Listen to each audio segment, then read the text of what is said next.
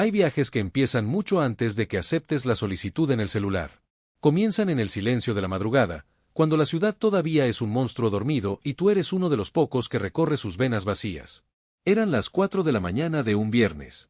Frías, como son las madrugadas en el filo de la Ciudad de México. El punto de partida, Ciudad Neza. Un laberinto de calles modestas, de concreto sin pintar y luces amarillas que apenas logran arañar la oscuridad.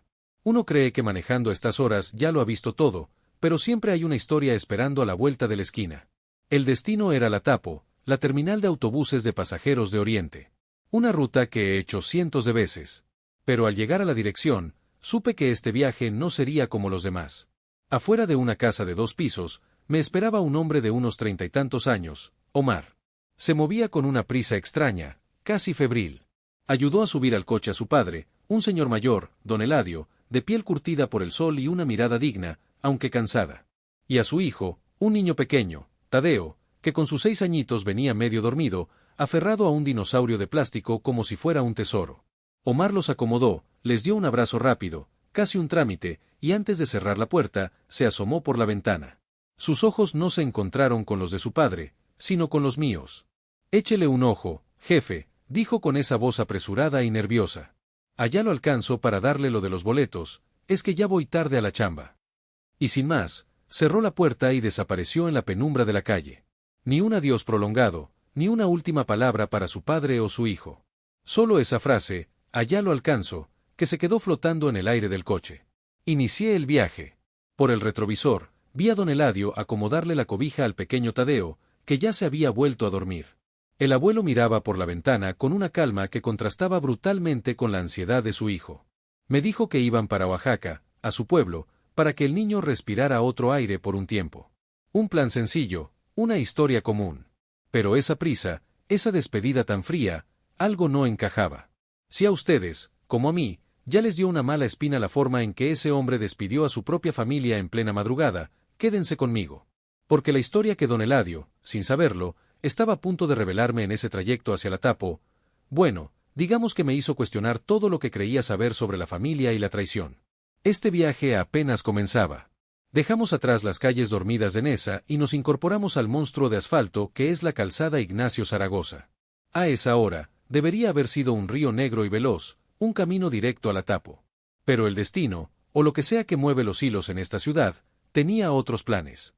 A lo lejos, un parpadeo de luces naranjas y rojas nos detuvo en seco. Obras. Repavimentación nocturna. Un tramo entero de la calzada estaba cerrado, obligándonos a desviarnos por un laberinto de calles secundarias que el GPS apenas parecía conocer. Callejones oscuros, algún perro callejero que nos ladraba al pasar, el primer destello de luz de una panadería que empezaba su jornada. El viaje de 20 minutos se iba a convertir, fácil, en uno de 40. Solté un suspiro de frustración, el típico fastidio de cualquier conductor. Más tiempo, más gasolina, un retraso que descuadra la mañana. Pero entonces, en esa calma forzada, en el lento avance por calles desconocidas, el silencio en el asiento trasero se rompió.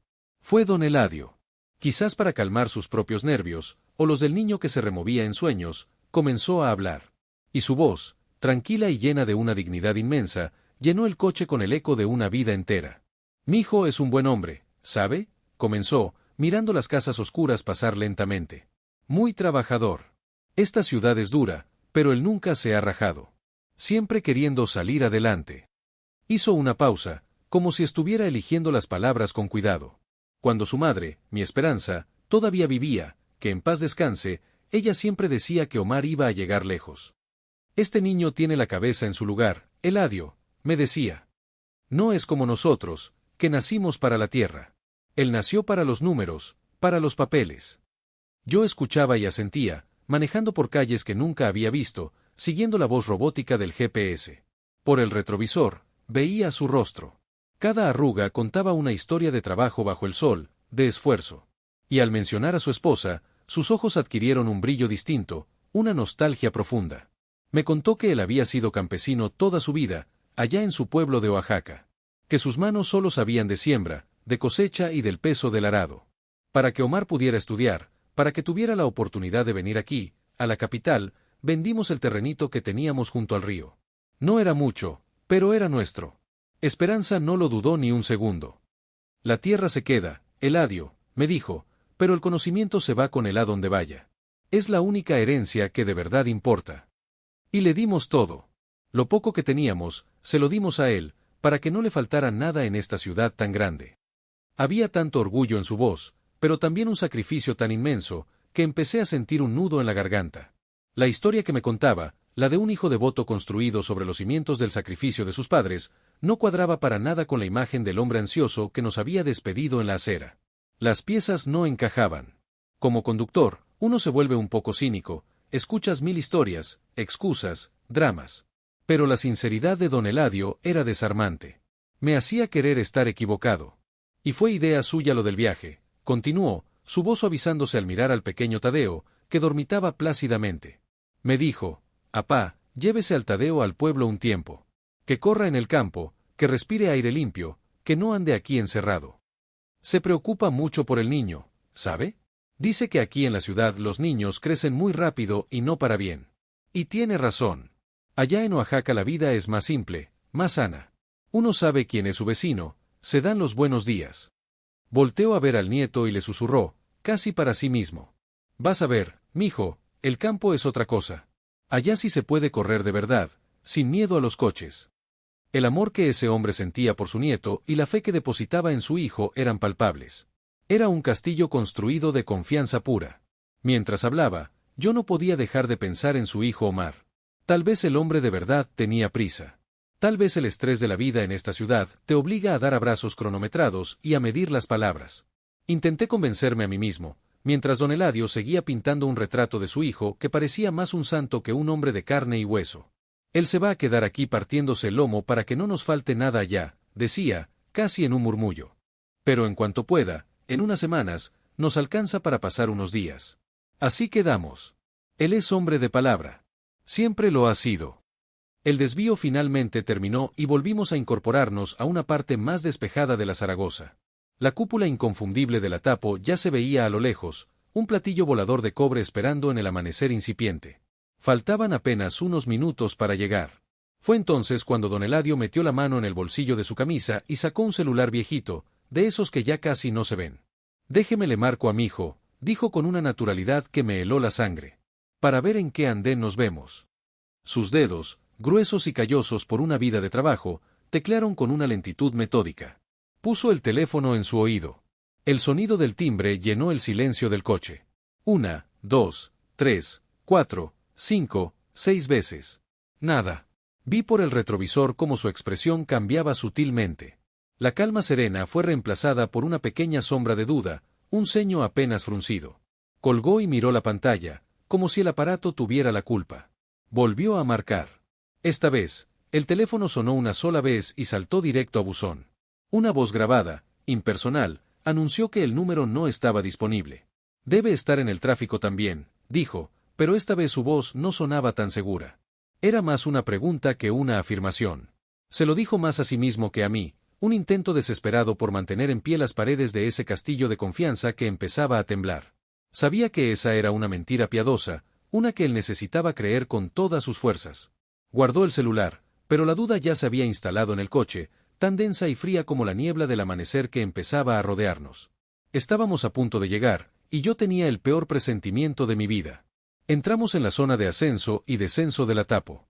A pesar de ser poco más de las 5 de la mañana, el lugar ya era un hervidero de actividad. Maleteros corriendo, vendedores de tortas y jugos gritando sus ofertas, el rugido de los motores de los autobuses que partían hacia todos los rincones del país. La gigantesca cúpula de cobre parecía observar la escena con una indiferencia milenaria. Detuve el coche justo frente a la entrada de la línea ADO, el punto de encuentro acordado. Llegamos, don Eladio, le dije, tratando de sonar lo más neutral posible. El pequeño Tadeo, despertado por el ruido y el movimiento, se frotaba los ojos. Don Eladio le ayudó a bajar y luego sacó del coche la única pieza de equipaje que traían, una vieja maleta de fibra de vidrio, de esas con ruedas gastadas y una asa reparada con cinta adhesiva. Se quedó de pie en la acera, sosteniendo la mano de su nieto, y su mirada recorría la multitud con una urgencia creciente. Escaneaba cada rostro, cada figura que se movía apresuradamente, buscando la silueta familiar de su hijo. Saqué mi celular para finalizar el viaje en la aplicación, pero algo me detuvo. No podía. Había una sensación helada en mi estómago que me decía que esta historia no había terminado. Vi a don Eladio sacar su viejo teléfono una vez más. Marcó. Esperó. Su rostro, iluminado por las luces amarillentas de la terminal, pasó de la esperanza a la ansiedad, y de la ansiedad a una incipiente desesperación. El teléfono iba directo al buzón de voz. Una y otra vez.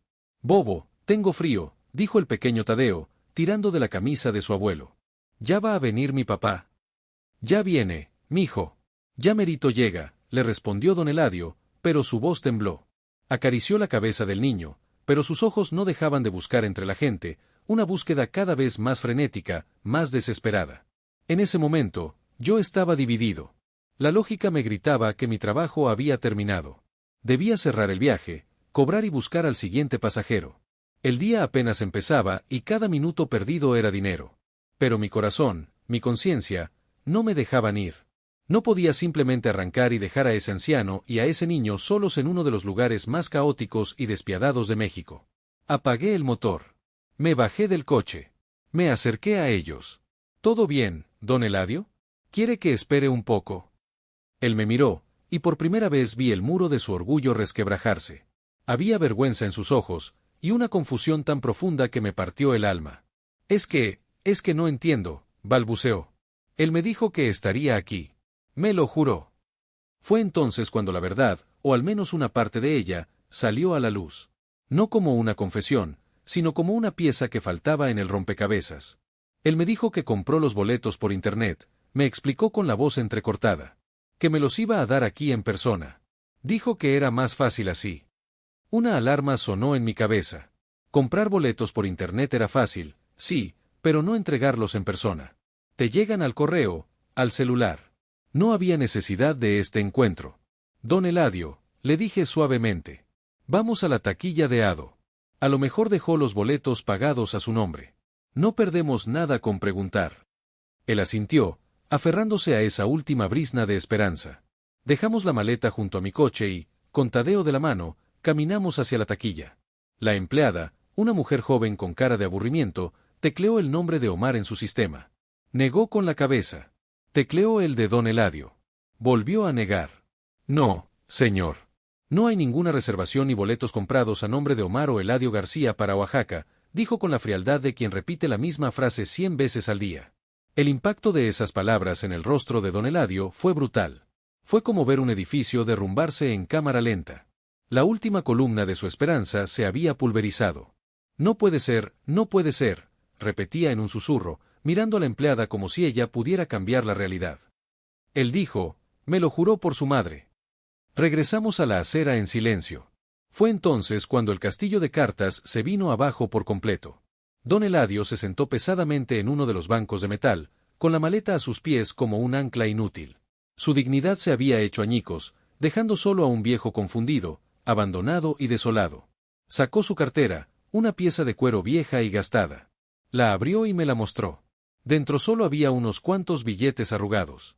200, quizás 300 pesos. No alcanzaba ni para un solo boleto de ida a Puebla, mucho menos para 2 a Oaxaca. Ese era el secreto. No un secreto que él guardaba, sino uno que le habían impuesto. La promesa de los boletos era una farsa. La prisa en la despedida, las llamadas sin respuesta, la falta de dinero, todo encajaba en un patrón cruel y devastador. No era una despedida temporal. Era un abandono. Omar no los iba a alcanzar allá. Nunca tuvo la intención de hacerlo. Los había dejado varados, con una maleta llena de ropa y una cartera vacía, en el corazón de un monstruo de concreto al amanecer. En ese punto del viaje, yo estaba sin palabras. Y quiero saber de ustedes, si estuvieran en mi lugar, viendo a ese abuelo y a ese niño completamente desamparados, ¿qué harían? ¿Se irían, pensando que no es su problema, o se quedarían a ayudar? Coméntenmelo aquí abajo, porque la decisión que yo tomé en ese momento, cambió el resto de mi día y, quizás, algo dentro de mí para siempre. Eran las 5:15 de la mañana. La gigantesca cúpula del Atapo ya no parecía una catedral, sino la jaula de un circo de futuros inciertos y despedidas amargas. Y frente a mí, en un banco de metal frío, estaban don Eladio y el pequeño Tadeo. El abuelo, con la mirada perdida en el suelo de granito, completamente derrotado. Su cuerpo, antes erguido con la dignidad del campo, ahora estaba encorvado, como si el peso de la traición le hubiera quebrado la columna vertebral. El niño, que ya no entendía nada, había empezado a llorar, un llanto silencioso y desconsolado que se aferraba a la pierna de su abuelo como a un último refugio. La vieja maleta de fibra de vidrio a sus pies parecía una lápida, el único testigo material de un viaje que nunca fue. Y yo estaba ahí, de pie, con mi celular en la mano. La aplicación seguía abierta, parpadeando, recordándome que mi jornada laboral estaba en pausa, que estaba perdiendo dinero, que el reloj de mi propia vida seguía corriendo. Una parte de mi cabeza, la fría, la calculadora, la que se ha forjado en miles de viajes por esta selva de asfalto, me gritaba: Ricardo, termina el viaje. Es lo que tienes que hacer. No es tu problema. Tienes cuentas que pagar, tienes una familia que mantener. No puedes salvar al mundo. Era la voz de la lógica, la voz de la supervivencia en esta ciudad que no perdona. Irse era lo sensato. Lo profesional. ¿Cuántas historias tristes no había escuchado ya? ¿Cuántas lágrimas no había visto por el retrovisor? Si me involucraba en cada una, terminaría hundiéndome con ellas. Pero la otra parte de mí, la que vio el orgullo de ese hombre desmoronarse, la que escuchó el llanto de ese niño, esa parte no me dejaba moverme. Vi a don Eladio y no pude evitar pensar en mi propio abuelo, un hombre igual de orgulloso, también engañado por la vida de otras maneras. Vi a Tadeo y pensé en mis sobrinos, en su inocencia, en su confianza ciega en los adultos. ¿Qué clase de hombre sería si los dejaba ahí? Si simplemente me daba la vuelta, subía a mi coche y los borraba de mi mente como un viaje más. Sabía, con una certeza absoluta, que la imagen de ellos dos, abandonados bajo las luces amarillentas y sucias de la Tapo, me perseguiría cada madrugada, cada vez que pasara por aquí. Se convertiría en un fantasma en mi asiento trasero. Tomé una decisión. No la decisión final sobre su destino, pero la única que podía tomar en ese instante para romper el hechizo de la desesperación. Guardé el celular en mi bolsillo, sin terminar el viaje. Me acerqué a uno de los puestos ambulantes que ya estaban abiertos, esos que huelen a café quemado y esperanza. Compré 2 cafés de olla, bien calientes, y un pan de dulce, una concha de azúcar. Regresé y me senté junto a don Eladio, rompiendo esa burbuja de soledad que lo envolvía. Tome, don Eladio. Beba algo caliente, le hará bien, le dije, ofreciéndole el vaso de unicel. Él levantó la vista, sorprendido, como si acabara de darse cuenta de que yo seguía ahí. Sus ojos estaban rojos, pero ya no había lágrimas. Solo un vacío inmenso. Aceptó el vaso con manos temblorosas. Partí la concha y le di la mitad al pequeño Tadeo, que había dejado de llorar para mirar el pan con ojos grandes. Lo tomó y le dio una mordida, una pequeña victoria de la normalidad en medio del caos. Nos quedamos en silencio unos minutos, bebiendo el café, viendo el ir y venir de la gente. Un microcosmos de México, familias despidiéndose, jóvenes buscando fortuna, comerciantes moviendo sus mercancías. Todos con un destino.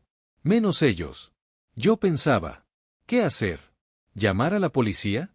Lo único que harían sería llevarlos a un albergue del DIF, meterlos en un sistema burocrático, impersonal, del que es casi imposible salir. Serían un número más, un expediente. ¿Dejarlos aquí? Imposible. Ya había cruzado esa línea. ¿Llevarlos de vuelta a la casa en esa? Era la peor opción. Lo más probable es que estuviera cerrada con llave, o peor aún, que Omar, el hijo, ya la hubiera entregado o estuviera vaciándola. Volver allí solo sería restregarles la sal en la herida, confirmar la tragedia de la forma más cruel. Y entonces, en medio de mis pensamientos, como una luz débil en la niebla, recordé algo. Una pequeña pieza de la conversación que habíamos tenido durante el desvío. Una semilla que don Eladio había plantado sin darse cuenta, cuando me hablaba de su vida y de su esposa Esperanza. Don Eladio, le dije, inclinándome hacia él. Usted me contó que en su calle de Nesa vive una señora, una amiga de su esposa. Él levantó la vista, confundido. Parecía estar a kilómetros de distancia. Le tomó un segundo procesar mi pregunta, viajar en el tiempo a esa conversación en mi coche. Sí. Doña Rosa, dijo con un hilo de voz. Vive a 3 casas de la nuestra. Creció con mi Esperanza, bueno, desde que llegaron aquí de jóvenes. ¿Por qué? Ahí estaba. No era una solución perfecta, era un manotazo de ahogado, pero era la única opción humana que teníamos sobre la mesa. Era un riesgo, una apuesta, pero era infinitamente mejor que abandonarlos a su suerte. Don Eladio, escúcheme. No hay viaje a Oaxaca hoy. Y no podemos quedarnos aquí. Vamos a hacer una cosa. Los voy a llevar de vuelta. No a su casa. A la casa de Doña Rosa. Ella los conoce. Ella sabrá qué hacer, o al menos no los dejará en la calle. Es lo único que se me ocurre, lo único que podemos hacer ahora mismo. Por primera vez en lo que parecía una eternidad, vi un destello de vida en sus ojos. No era esperanza, todavía no. Era algo mucho más básico, era el alivio de no estar completamente solo, de que alguien más estuviera pensando por él. Asintió lentamente, sin palabras. Le ayudé a levantarse, tomé la pesada maleta y la guardé de nuevo en la cajuela. Acomodé a Tadeo, que con el estómago un poco más contento ya se había acurrucado en el asiento, y don Eladio subió al coche con el agotamiento de 100 años encima. Mientras conducía de regreso hacia Neza, con el sol empezando a pintar el cielo de un color anaranjado sucio sobre los techos de la ciudad, reflexioné sobre mi trabajo. Me di cuenta de que mi verdadera labor no es solo llevar gente del punto A al punto B. A veces, sin buscarlo, te conviertes en testigo, en confesor, en la única persona que puede intervenir entre una vida y el abismo. Ese día, Omar no solo había abandonado a su padre y a su hijo. Me los había entregado a mí, me había transferido la responsabilidad con esa frase cobarde, allá lo alcanzo. Y la verdadera riqueza, la que no se mide en viajes completados ni en dinero ganado, es la de poder mirarte al espejo al final del día y saber que hiciste lo correcto. Esa paz, esa conciencia tranquila, esa es la única herencia que Esperanza le dejó a su marido y que Omar nunca entendió. Solo quien llegó hasta aquí, deje en los comentarios desde donde están viendo este video y el nombre de un abuelo, abuela o una persona mayor que amen, para demostrar que nos importan. Su sabiduría y su dignidad son tesoros que debemos proteger siempre. El camino de regreso a Neza fue un viaje a través de un silencio denso, casi tangible.